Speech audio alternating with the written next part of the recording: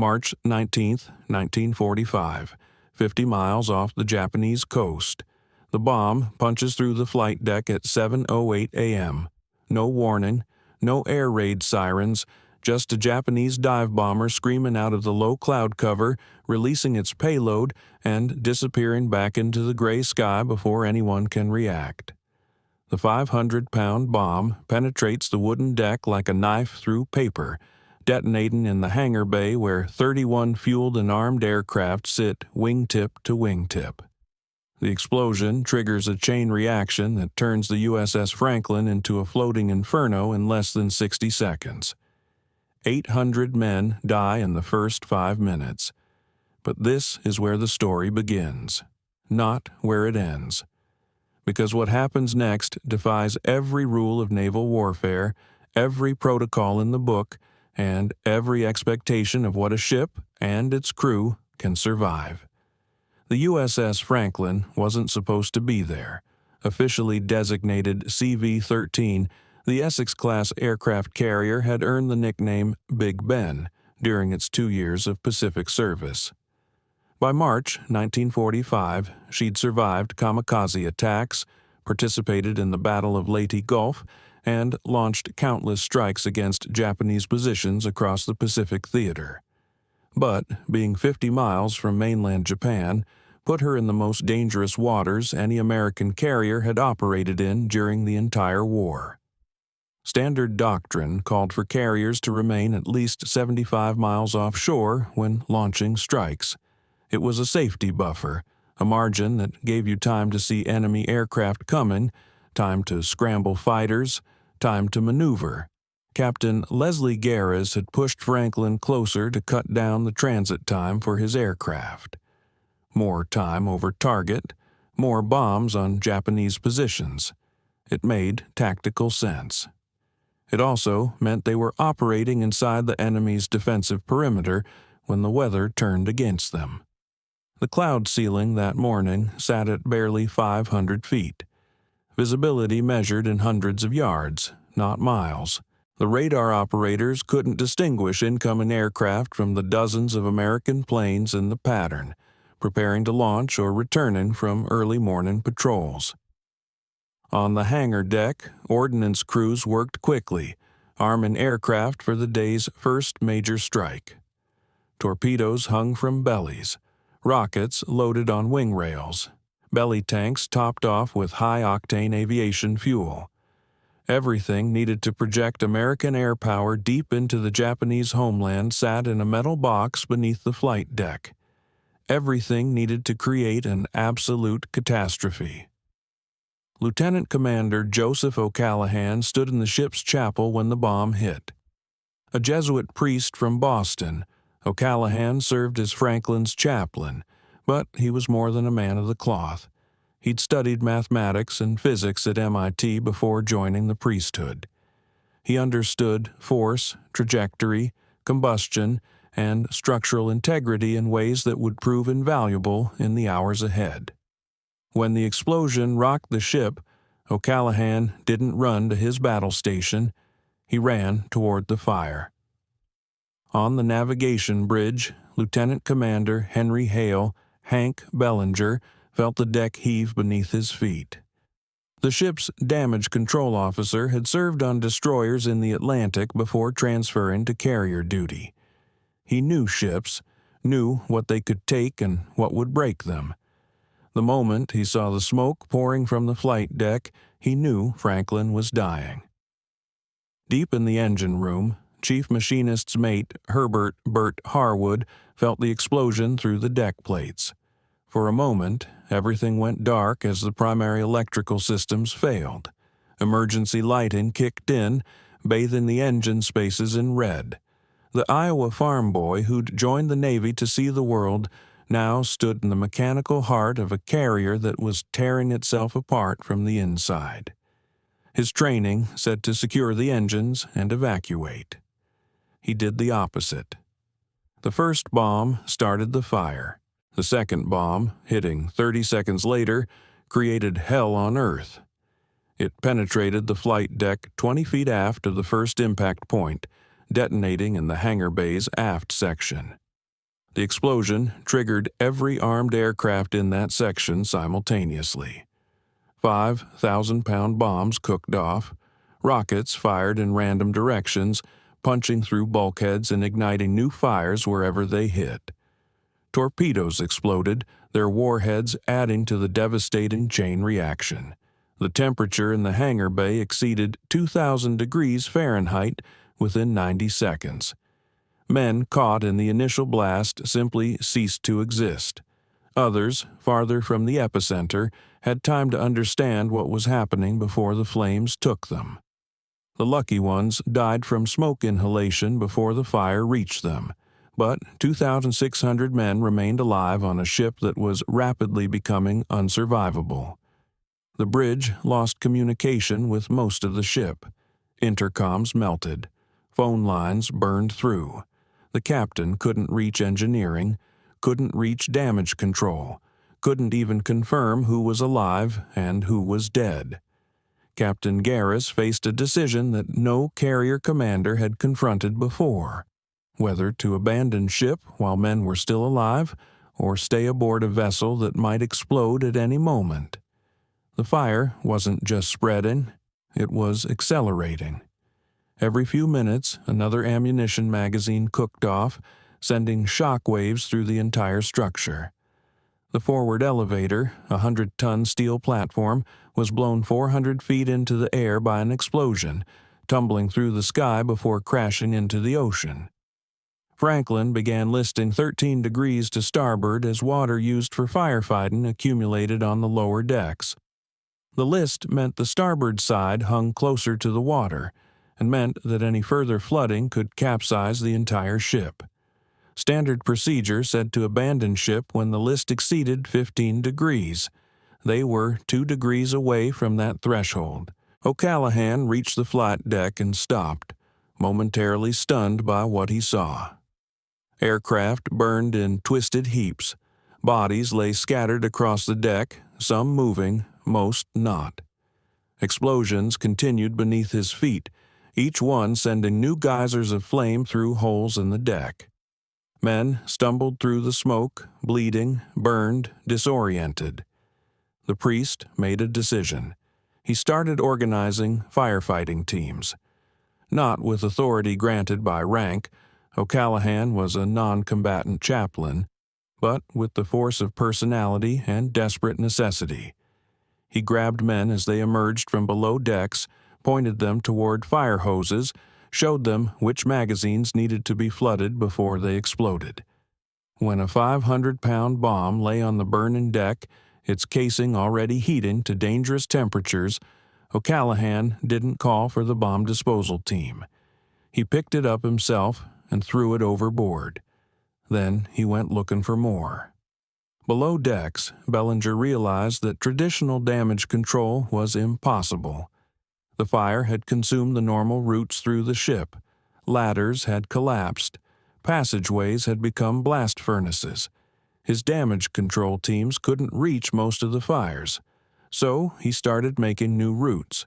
Using emergency cutting equipment, his teams carved paths through bulkheads, creating fire breaks and access points. When they found survivors trapped behind walls of flame, they cut through the steel to pull them out. When they discovered magazines about to explode, they welded the hatches shut and flooded them from external sources. Bellinger moved through spaces filled with smoke so thick that visibility dropped to zero. He navigated by touch, by memory, by counting steps in the darkness. His hands blistered from hot metal. His lungs burned from smoke inhalation. He kept moving. In the engine room, Harwood faced his own crisis. The explosions above had damaged steam lines and electrical systems. Automatic safeties had kicked in, trying to shut down the propulsion plant. Protocol said to comply with the safeties, to prevent a catastrophic boiler explosion that could sink the ship instantly. But Harwood understood something crucial. A dead ship was a doomed ship. Franklin couldn't maneuver, couldn't generate electricity for pumps and firefighting equipment, couldn't escape if Japanese forces realized how vulnerable she'd become. The chief overrode the safeties. He and his team manually operated valves that were supposed to be automated. They bypassed damaged systems, routing steam and power through alternate paths. They kept the massive Westinghouse turbines spinning, despite every indicator screaming that they should shut down. The engines kept running, and Franklin kept moving. At 8:30 a.m., barely 80 minutes after the bombs hit, Captain Garris received word that the heavy cruiser USS Pittsburgh had pulled alongside to assist with firefighting and evacuation. The cruiser's captain radioed a simple message: "We're ready to take your men off." Garris looked at his ship. Fires burned from bow to stern. Explosions continued below decks. The list had increased to 13.5 degrees. Over 700 men were confirmed dead, with hundreds more missing or wounded. Every regulation, every training manual, every precedent said to abandon ship. Garris grabbed the radio transmitter. "We're staying aboard. Stand by to pass firefighting equipment." The decision was insane by conventional standards. Carriers had been abandoned for less damage. The Japanese had lost carriers at Midway that were in better shape than Franklin when their captains ordered abandonment. But Garris had seen something in the chaos. He'd seen O'Callaghan organizing fire teams. He'd gotten reports from Bellinger about successful firefighting efforts below decks. He'd felt the deck vibrating beneath his feet. The engines were still running. His ship was dying, but she wasn't dead yet. The next 6 hours tested everyone aboard beyond anything they'd trained for. O'Callaghan led teams that manually jettisoned armed bombs from the flight deck, throwing them overboard before they could cook off. When he found a bomb that was too hot to touch, he soaked his clothes in water and used them to insulate his hands long enough to heave the weapon over the side. Bellinger's damage control teams fought fires in spaces where the temperature exceeded the melting point of aluminum. Men advanced into these spaces with fire hoses, held their position for as long as they could stand the heat, then fell back and let fresh teams advance. They gained ground in feet, sometimes in inches. Harwood kept the engines running despite conditions that should have made operation impossible. When one boiler started losing pressure, he manually controlled the fuel feed, adjusting it moment by moment to maintain output. When electrical systems failed, his team rigged manual controls, operating the ship's propulsion plant the way sailors had operated coal-fired engines in the age of steam. By 2 p.m., Franklin had steamed 30 miles away from the Japanese coast under her own power. By 4 p.m., the major fires were under control. By sunset, Captain Garris knew his ship would survive the day. The casualties were staggering. 832 men died in the attack and subsequent fires. Another 270 suffered serious injuries. For a ship with a complement of 3,200, this meant more than 1 in 3 men were killed or wounded, the highest casualty rate of any U.S. Navy ship that survived the war. But Franklin did survive. Over the next 72 hours, repair crews worked around the clock to restore basic functions. They jury-rigged electrical systems. They patched holes in the hull with whatever materials they could find. They stabilized the list by carefully managing water distribution throughout the ship. The heavy cruiser USS Pittsburgh took Franklin under tow for part of the journey. But within days, the carrier's own engines provided enough power to maintain steerage way. What happened next shocked the Navy brass. Franklin didn't head to Pearl Harbor, the closest major repair facility. She didn't even head to the West Coast. Captain Garris, with the support of Admiral Mark Mitcher, made the audacious decision to sail Franklin all the way back to New York, 12,000 miles across the Pacific, through the Panama Canal, and up the Atlantic coast. A carrier that naval architects said should have sailed halfway around the world under her own power. The journey took weeks. Franklin limped along at reduced speed, escorted by destroyers and supplied by support ships. Repair crews worked continuously, improving systems as they went. By the time the battered carrier passed through the Panama Canal, she was actually in better condition than when she'd left Japanese waters. On April 28, 1945, 40 days after the attack, USS Franklin steamed into New York Harbor. Crowds lined the waterfront. News cameras captured every moment. The ship that shouldn't have survived had become a symbol of American resilience and determination. Franklin's survival changed naval doctrine in ways that are still relevant today. Before March 19, 1945, the assumption was that catastrophic damage to a carrier meant abandonment. The ships were seen as too vulnerable, too complex, too dependent on intact systems to survive major trauma. Franklin proved that assumption wrong. The key wasn't the ship's design, though the Essex-class carriers were well built. The key wasn't luck, though Franklin certainly had moments where things could have gone worse.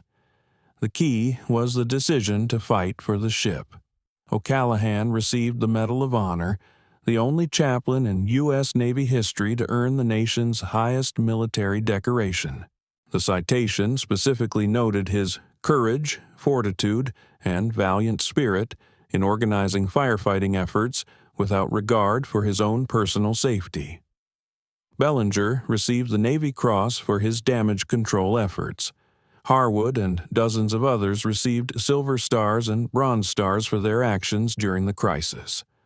But perhaps the most important recognition came in how the Navy trained sailors afterward. The lessons from Franklin, aggressive damage control, creative problem-solving, refusing to accept defeat, became core elements of naval training. Modern firefighting schools use Franklin as a case study. Damage control teams study what Bellinger and his sailors did, learning from both their successes and their desperate improvisations. Captain Garris never received a major decoration for his decision to stay aboard. Some historians argue he should have been court-martialed for placing his ship so close to the Japanese coast in the first place. Others note that his decision to push deeper into enemy waters allowed American aircraft to strike targets they couldn't have reached otherwise. But everyone agrees on one thing. His refusal to abandon ship saved Franklin. The carrier never returned to combat. The damage was too extensive for wartime repairs. After the war, Franklin was decommissioned and eventually scrapped, her steel recycled into new vessels. But the stories survived. Stories of men who fought fires in spaces that should have killed them. Stories of sailors who kept engines running under impossible conditions. Stories of a chaplain who threw bombs overboard with his bare hands. Stories of a captain who bet his ship and his crew on the belief that they could do the impossible. They did the impossible. And in doing so, they proved that sometimes the rules need to be broken. Sometimes the protocols need to be ignored. Sometimes you need to look at a situation that everyone says is hopeless and decide to fight anyway. Because ships don't save themselves. People save ships. 832 men died aboard USS Franklin on March 19, 1945. But 2,368 men survived because a handful of sailors refused to accept what everyone else considered inevitable. Franklin was built in the Newport News shipbuilding yard in Virginia. She served for less than 2 years before the attack. Her combat career ended in a single morning of catastrophic violence. But her legacy endures in every sailor who learns damage control, in every crew that fights to save their ship, in every captain who refuses to give up when the situation looks hopeless. The ship that refused to die taught the Navy how to survive. That lesson remains as relevant today as it was 80 years ago.